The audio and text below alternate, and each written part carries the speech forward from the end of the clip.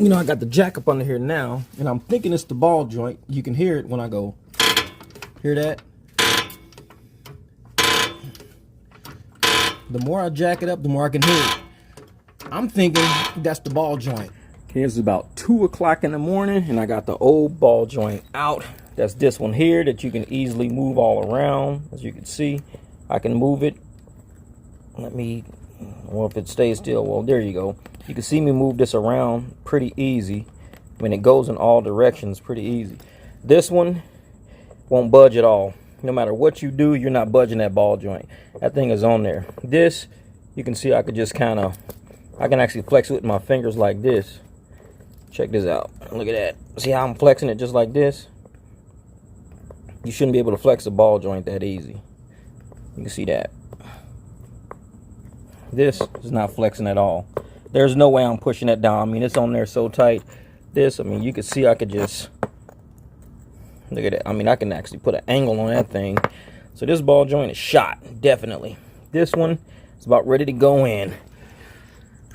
It's not that hard to do. It's just hot out here tonight. Now, what I use is my old school ball joint press.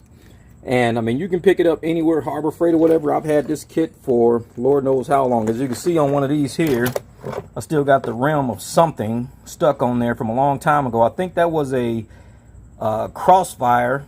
It was a Crossfire rear wheel hub from like probably 2014. So this thing's been stuck on there for 11 years now. But this is my old kit.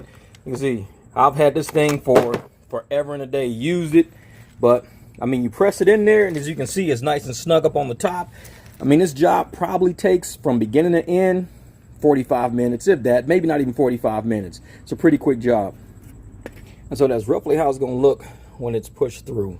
I mean, you can see that little thin ridge right here. That's what your retaining clip is going to go in. And to get these things out is easy. First thing you want to do is pop the retaining clip out. Then you just get a hammer.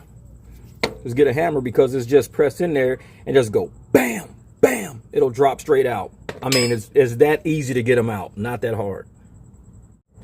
And so that's the retaining clip in there like that. And this thing's ready to be slid back up inside of the spindle right here. I'm gonna air hammer this thing back on there, make it nice and tight, then put my outer tie rod back on. Should be done. All right, there we go. All new shiny ball joint. That's it, and that's just one side. I'll probably do the passenger side at another time, but I just had to get rid of that squeak. I couldn't take it no more. I was like, eee. Because it was still there over some strong bumps and going on the highway. I could hear it like, I was like, yeah. Getting off that off ramp, I was like, nope. I'm done for the night. I'm not going to be riding around in the car sounding like that. Let me get it out the way. All right, I'm out doing my test driving right now.